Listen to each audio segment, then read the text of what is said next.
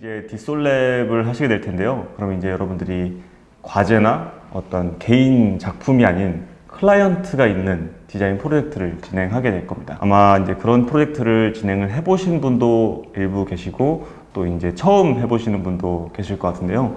아마 처음 해보신다면 약간은 좀 막연하거나 좀 긴장되는 분들도 있을 것 같아요. 이제 저 같은 경우도 이제 실무 디자인을 처음 했을 때 저도 학생 때였어요. 학생 때, 대학생 때 처음 실무 프로젝트를 진행을 해봤는데 그때는 참 걱정이 많았어요. 디자인을 못할까봐 걱정한 건 아니고 이제 클라이언트와 만나면 뭘 어떻게 해야 되는지 그런 부분들이 되게 막연했어요.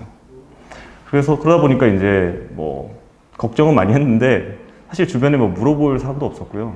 그래서 그냥 갔어요. 그냥 만나러 가서 뭐 안녕하세요 하고 미팅을 진행했는데 완전히 망했습니다. 네, 망했어요. 그래서 멘탈도 완전히 털리고 이렇게 하면 안 되겠다 뭐 이런 생각도 좀 들고. 근데 이제 뭔가 사람이 잘 안 되면 뭔가 외부에서 원인을 찾으려고 하잖아요. 그래서 저는 학교에서 제가 등록금 비싸게 주고 배우고 있는데 아니 왜 이런 건 안 알려주지? 클라이언트를 만나면 무슨 말을 하고 뭘 어떻게 진행해야 되는지 이런 거는 왜 안 알려주는 거지? 이런 생각을 정말 많이 했어요.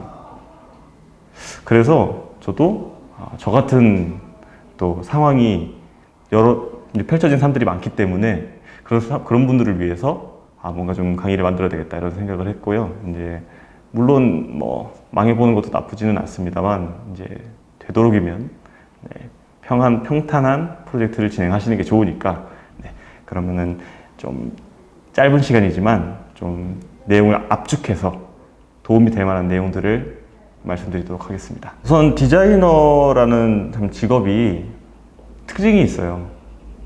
되게 명확한 특징이 있죠. 그게 지금 보시는 것처럼 뭔가 시각적으로 디자인을 표현하는 그런 능력이 말을 하는 능력보다 월등히 뛰어납니다. 되게 당연한 얘기 같죠.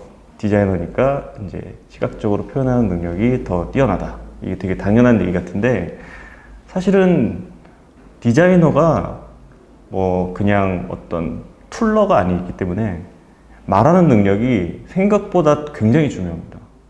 그래서 좀 능력이 괜찮은 디자이너라고 하면 시각적으로 뭔가 표현하는 능력과 또 말하는 능력이 어느 정도 좀 밸런스가 있게 갖춰진 디자이너가 좀 더 좋은 디자이너라고 할 수 있어요. 보시는 것처럼 디자이너가 이렇게 보통 뭐 예술가라든지 이런 직업군들과 좀 많이 비교가 되곤 하는데 디자이너가 예술가는 아니죠. 가장 큰 차이는 뭐냐면 디자이너는 이렇게 혼자 방 안에서 혼자 작업을 할 수 있는 직업이 아니에요. 무슨 얘기냐면 보이시는 것처럼 디자이너가 디자인 프로젝트를 진행하기 위해서는 주변에 클라이언트가 있거나 아니면 뭐 기획자가 있거나 마케터가 있거나 뭐 최소한 뭐 회사 대표님이 있거나 이렇게 소통을 하는 사람이 무조건 있을 수밖에 없습니다. 그렇기 때문에 디자이너는 어떤 그냥 단순히 시각적으로 뭔가를 표현해내는 사람일 뿐만 아니라 주변에 있는 다른 어떤 동일한 목적을 가진 사람들과 이야기와 의견을 나누고 그거에 대한 어떤 시각적인 솔루션을 찾아나가는 게 바로 디자이너다. 이렇게 생각을 하셔야 됩니다. 이제 뭐 기획팀이건 뭐 마케터건 뭐 다 일단은 이 강의에서는 클라이언트라고 말을 하겠습니다. 클라이언트랑 제가 이제 미팅을 하고 이렇게 디자인 프로젝트를 뭐 한 5, 6년 동안 이렇게 해왔는데 정말 좋았던 분도 계셨지만 굉장히 좀 황당한 말을 하는 분들도 많이 계셨고 뭔가 프로젝트를 좀 힘들게 했던 그런 분들도 계셨어요. 그래서 그런 분들이 어떤 좀 이해할 수 없는 말들을 하곤 하는데 그런 것들을 한번 좀 정리를 해서 적어봤어요. 되게 많죠. 되게 이게 보시면 정말 저런 말을 했을까? 이렇게 생각하실 수 있겠지만 하나도 빠짐없이 전부 실제로 다 들어본 말입니다. 뭐 이런 말들 있잖아요. 뭐 느낌적인 느낌으로 해달라 이런 것도 정말 있어요. 네, 제가 제일 싫어하는 말인데 이런 말을 들으면 네, 디자이너 입장에서 무슨 생각이 들까요? 이런 생각이 들죠. 네, 이게 무슨 소리야? 뭔 소리야? 이렇게 생각을 하는데 뭐 그건 당연한 겁니다. 근데 중요한 건 거기서 이제 끝나는 게 아니라 그러면 저 사람이 왜 저런 말을 했을까? 왜 의사소통이 이럴까? 뭐 이런 생각들을 하셔야 돼요. 왜 느낌적인 느낌이라는 말을 해서 날 혼란스럽게 하지? 그 이유를 생각을 하셔야 됩니다. 그 이유는 바로 당연하게 커뮤니케이션을 하는 서로의 방법이 잘못됐기 때문이에요. 네, 무슨 얘기인지 아시겠죠? 사실 디자인 프로젝트라는 거는 디자이너가 리드를 하면서 이끌어 나가야 되는 겁니다. 그래서 커뮤니케이션 방법이 뭔가 잘못된 것 같다라고 한다면 그것에 대해서 뭔가 고쳐나가고 커뮤니케이션 방법을 고민해야 되는 거는 디자이너의 몫이 되겠죠. 이제 많은 분들이 디자인 프로젝트라고 하면 디자인 그 결과물이 본질적인 거라고 생각을 하기 마련인데 사실은 디자인 프로젝트는 디자이너와 클라이언트 사이에 오고 가는 그 수많은 커뮤니케이션, 소통 이런 게 본질이고 그거의 결과물이 디자인일 뿐입니다. 그래서 여러분들이 디자인 프로젝트를 한다라고 입각을 했을 때 여러분들이 신경을 써야 되는 거는 물론 디자인도 굉장히 중요하지만 결과물이기 때문에 하지만 그 과정의 소통도 굉장히 중요하다. 이런 것을 좀 인지를 해주셨으면 좋겠습니다. 네, 그래서 사실 능력 있는 디자이너라고 하면 여러분들이 열심히 노력해서 디자인 퀄리티를 올리는 것처럼 이제 심미적인 부분을 굉장히 잘 해내시는 디자이너분도 되게 능력 있는 디자이너라고 할 수 있어요. 근데 또 이제 클라이언트 분이 어떤 얘기를 하면 찰떡같이 알아듣는 또 그 의도를 명확하게 파악할 줄 아는 그런 디자이너도 굉장히 능력이 좋은 디자이너고요. 또 여러분들이 디자인을 그냥 하시지 않잖아요. 전략을 세워서 하실 텐데 그러한 전략을 알아듣기 쉽게 잘 설명을 하는 디자이너 그리고 또 디자인을 했으면 클라이언트에게 설득을 잘 하고 이게 왜 이렇게 됐는지 이런 것에 대해서 설명을 잘 할 수 있는 디자이너 이런 디자이너도 굉장히 능력이 좋은 디자이너입니다. 보시면 이제 4가지 중에 3가지가 커뮤니케이션하고 관계가 있죠. 그래서 그만큼 커뮤니케이션이 굉장히 중요한 부분입니다. 제가 예시를 하나 준비를 해봤어요. 이제 실화는 아니고 약간 이제 실화를 기반으로 한 픽션이다 이렇게 생각을 해주시면 좋겠습니다. 네, 한번 읽어볼게요. 땡땡씨 이번 행사에 좀 포스터 디자인 요청 좀 드릴게요. 그러면 이제 디자이너가 행사 내용이랑 기획 컨셉 알려주세요. 이렇게 말을 합니다. 그러면 대학생들이 와서 교류하는 행사니까 좀 힙한 느낌으로 부탁드릴게요. 그래서 디자이너가 그럼 포스터에 들어갈 텍스트를 넘겨주세요. 이렇게 얘기를 하고 텍스트는 아직 확정이 나지 않았으니까 비워두고 디자인을 먼저 하고 일단 디자인만 내일 대표님한테 보여드리기로 했으니까 오늘 안에 퀄리티 있게 뽑아서 메일로 보내주세요. 이렇게 얘기를 합니다. 네, 좀 답답하죠. 네, 그래도 어쩌겠습니까? 해야죠. 그래서 디자인을 열심히 합니다. 네, 퇴근 시간까지. 그래서 퇴근 시간이 거의 다 됐어요. 그래서 여러분들은 메일을 보내놓고 짐을 싸고 이제 정시가 되면 나가려고 눈치를 보고 있는데 갑자기 이런 말을 합니다. 땡땡씨 이게 오피셜한 행사인데 이렇게 가벼운 느낌으로 디자인을 하면 어떡해. 좀 더 무게감 있게 수정해 주세요. 시간이 없으니까 빨리 좀 부탁드리겠습니다. 이렇게 얘기를 하게 됩니다. 그러면 여러분들 머릿속에 무슨 생각이 드시나요? 그걸 처음부터 얘기해 주지 라고는 생각이 드실 거예요. 앞에 말했던 사례들과 비슷한 사례입니다. 커뮤니케이션이 잘못돼서 여러분들이 시간도 낭비하고 또 몸도 힘들게 되는 상황인데 이러한 부분들을 여러분들이 적극적으로 나서서 커뮤니케이션 방법을 개선하고 이런 일들을 막으셔야 돼요. 그래서 그런 것들이 가능하기 위한 어떤 미팅에 있어서 반드시 해야 되는 말과 또 반드시 피해야 되는 말, 네, 이런 부분들을 정리를 해서 한번 준비를 해봤습니다. 반드시 해야 하는 말 3가지를 준비해봤어요. 설명해 주세요. 이런 느낌이요. 왜냐하면. 이렇게 키워드를 준비를 해봤는데요. 첫 번째 것부터 한번 볼게요. 일단 여러분들이 클라이언트와 미팅을 하게 되면요. 클라이언트 분이 A to Z로 구석구석 그 모든 자세한 사항을 그렇게 친절하게 얘기를 해주지 않습니다. 이제 그 분들은 그런 정보가 다 필요하다고 생각하시지도 않을 수도 있고, 아니면 뭐 크게 어떤 뭐 그냥 원고만 주면 된다든지 뭐 기타 이렇게 생각하실 수도 있어요. 그래서 여러분들이 근데 그런 부분들이 결국 뒤에 가서는 어떤 프로젝트가 뒤집힌다든지 뭐 다시 디자인을 해야 된다든지 이런 부분들의 어떤 씨앗이 되는 부분입니다. 그렇기 때문에 여러분들이 첫 번째 미팅만큼은 뭔가 좀 형사가 됐다고 생각을 하시고 끊임없이 취조하듯이 질문을 하셔야 돼요. 이거의 타겟군이 어떻게 되죠? 뭐 이것의 제일 경쟁력이 어떤 거죠? 뭐 여기서 제일 중요한 거는 뭐죠? 뭐 이 제품이 언제 출시된 거죠? 기타 등등 이런 것들을 굉장히 꼬치꼬치 캐물으셔야 돼요. 그래야 여러분들이 나중에 디자인 프로젝트를 하실 때 편해집니다. 네, 다음에 또 제가 미팅을 한 지 얼마 안 됐을 때 이제 제가 좀 초창기 때 많이 했던 실수인데 질문을 망설이시면 안 돼요.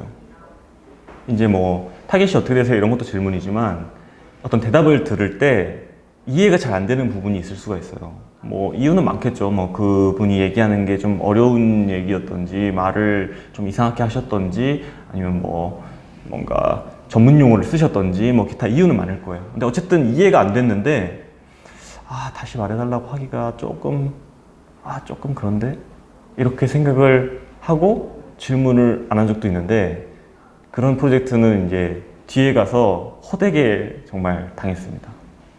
그러니까 여러분들이 잠깐은 귀찮을 수도 있어도 질문거리가 생기거나 이해가 안 되는 부분이 있으면 바로 물어보셔야 돼요. 그 자리에서 해결을 보셔야지만 그 이후가 편해집니다. 네.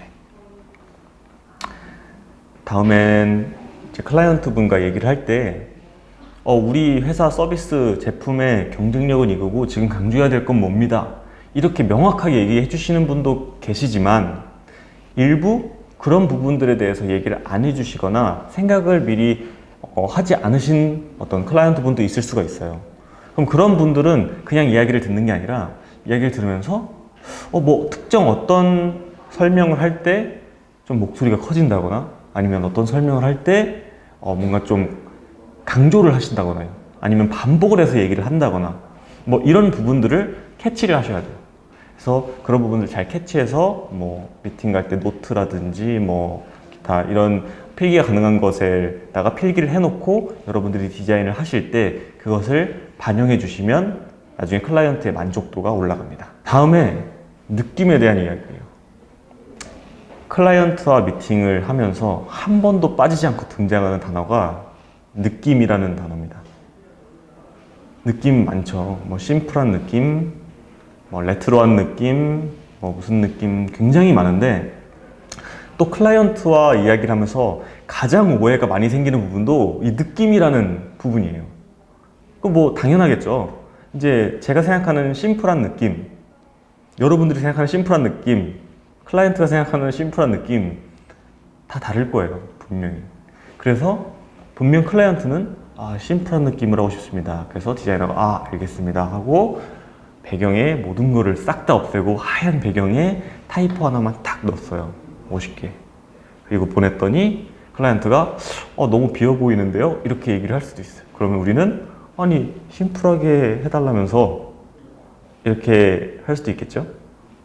그래서 여러분들은 반드시 미팅을 가실 때 시각 자료를 함께 들고 가시는 게 좋아요. 그래서 심플한 느낌이라고 얘기를 하셨으면 이런 심플한 느낌이요? 이런 것들을 물어보셔야 돼요. 또 클라이언트 분이 느낌이라는 말을 많이 사용하는 이유는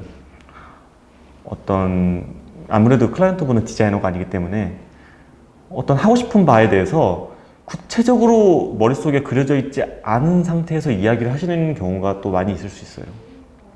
그렇기 때문에 그런 상태에서 뭔가 클라이언트 머릿속에서도 좀 두리뭉술한 상태에서 미팅이 끝나버렸어요. 그럼 만약에 시안을 제공했을 때 클라이언트가 만족스럽지 않을 확률이 굉장히 높습니다. 그렇기 때문에 이 미팅이 끝나기 전까지는 이 클라이언트 분과 디자이너가 머릿속에 같은 것을 그리고 있어야 돼요. 네, 그것을 꼭 명심하시길 바라겠고요. 그래서 이런 이제 레퍼런스라든지 이런 것들을 가지고 가시는 게 좋은데 매번 찾아서 들고 다니기는 또 힘들단 말이에요. 그래서 저 같은 경우에는 레퍼런스 이제 폴더를 하나 만들어서 뭐 심플한 느낌, 무슨 느낌 좀 대표할 만한 것들을 여러 개를 집어넣어 놨습니다. 뭐 어떤 종류별로도 넣어놓고 분야별로 넣어놓고 뭐 조금 느낌이 다른 것도 넣어놓고 그리고 파일 이름을 그것의 특징이나 아니면 어떤 그것에서 나는 느낌이나 이런 것들로 지정을 해놔요. 그리고 이제 미팅에서 클라이언트가 뭐 레트로한 느낌을 원합니다. 그러면 잠시만요 하고 레트로한 느낌을 검색을 해서 여러분들이 원하는 거를 보여드리면서 레트로한 느낌 많은데 이 중에 어떤 게 좀 가까운 느낌일까요? 이런 식으로 여쭤보면 점점 클라이언트 머릿속에는 어떤 그 이미지가 구체화가 되게 됩니다. 그럼 여러분들이 앞으로 디자이닝 프로젝트를 진행하실 때 좀 더 방향성이 뚜렷한 상태에서 진행을 하실 수가 있습니다. 네, 다음은 이제 왜냐하면이라는 거예요. 여러분들이 디자인을 하실 때 어떤 시안을 보내고 나면 클라이언트한테 피드백이 오게 될 거예요. 근데 그 피드백 내용이 좀 생각보다 황당한 내용이 많을 수도 있어요. 뭐 이를테면 글씨를 빡 키워달라거나 아니면 뭐 새빨간색으로 해달라거나 뭐 이런 요청들을 하실 수가 있습니다. 네. 여러분들이 보기에는 그렇게 하면 디자인이 굉장히 이상해질 것 같고 촌스러워질 것 같은데 근데 그렇게 피드백을 줘요. 그러면 여러분들이 근데 오해를 하시면 안 되는 게 클라이언트 분이 본인 이제 디자인인데 내가 어떻게 하면 더 촌스러워질 수 있을까? 뭐 어떻게 하면 더 이상하게 할까? 이렇게 고민하면서 하시는 게 아니거든요. 그러니까 단지 클라이언트 분은 어떤 목적을 가지고 있는 거고 그 목적을 달성하는 방법이 그거라고 생각을 하신 거예요. 그렇기 때문에 그런 상황이 오실 때는 여러분들이 일단 이유를 얘기해 줘야 돼요. 이게 왜 지금 반영이 되면 안 되는지, 좀 안 좋은 영향을 끼치는지 근거를 객관적으로 이야기를 해주시고 그렇게 해달라고 한 그 숨은 목적이나 의도가 뭔지를 파악을 하셔야 돼요. 파악하기 어렵다면 클라이언트 분에게 여쭤봐야 됩니다. 이렇게 해달라고 한 혹시 의도가 뭔가요? 그래서 그런 부분들을 만약에 여러분들이 디자인을 해치지 않는 선에서 해결할 수 있는 방법도 있겠죠. 그걸 찾아내는 게 여러분의 이제 역할이니까. 그래서 그런 부분에 대해서 이렇게 무작정 그냥 뭐 해달란 대로 그냥 해야지 이렇게 하는 것도 좋은 방법이 아니고 무조건 거절하는 것도 좋은 방법이 아니고 근거를 적절하게 들어가면서 이제 디자인을 맞춰 나가는 게 가장 좋은 방법입니다. 또 이야기를 하실 때 방금 제가 얘기 드린 것처럼 뭔가 그렇게 하면 안 예뻐요. 그렇게 하면 좀 촌스러워요. 별로예요. 이렇게 얘기를 하는 건 사실 그냥 불평과 다를 바가 없어요. 그거는 이제 클라이언트 입장에서도 별로 설득력이 있는 것이 아니고요. 처음에 미팅을 하시게 되면 이 프로젝트의 정확한 목적을 설정을 하셨을 거예요. 이 프로젝트를 통해서 뭘 어떻게 하겠다 혹은 디자인 전략을 뭐 어떻게 가겠다 라고 했는데 그것과 부합하지 않게 됩니다 라고 객관적으로 설명을 해 주셔야 됩니다. 또 여러분들 얘기하실 때 저 같은 경우에는 이제 초창기 때 아무래도 학생이었을 시절 혹은 좀 신입 디자이너였을 시절에는 아무래도 클라이언트랑 만나면 뭔가 제가 어떤 주장을 하면 잘 안 받아들여질 때가 많았어요. 이제 여러 가지 이유가 있겠지만 아무래도 신입이거나 학생이면 좀 신뢰도가 좀 떨어지거나 하는 문제가 있겠죠. 그래서 저 같은 경우에는 어떤 좀 공신력을 가질 수 있는 어떤 부분, 뭐 기사나 아니면은 요즘 어떤 트렌드와 관련된 거를 다루는 곳이라든지 아니면은 뭐 어떤 논문이나 기타 이런 것들에 대한 자료를 좀 조사를 해서 제가 원하는 바를 좀 전달하고 싶을 때 그걸 연결지어서 얘기를 했습니다. 그래서 요즘 트렌드를 보는 어떤 자료에 의하면은 이런 식으로 하는 거는 좀 지금 트렌드랑 좀 반하는 부분이기 때문에 좀 이런 방식으로 접근하는 게 좋을 것 같습니다. 라고 설득을 한다든지 이런 자료를 가지고 진행을 해주시는 게 또 좋은 방법 중에 하나입니다. 네.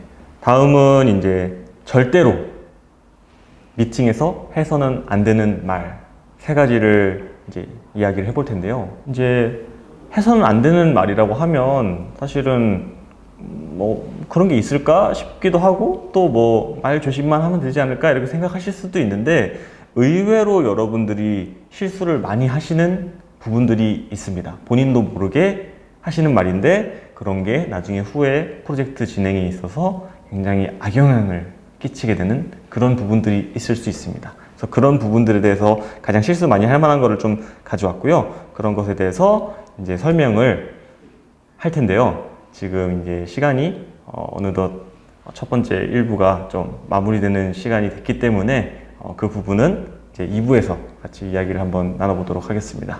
네, 감사합니다.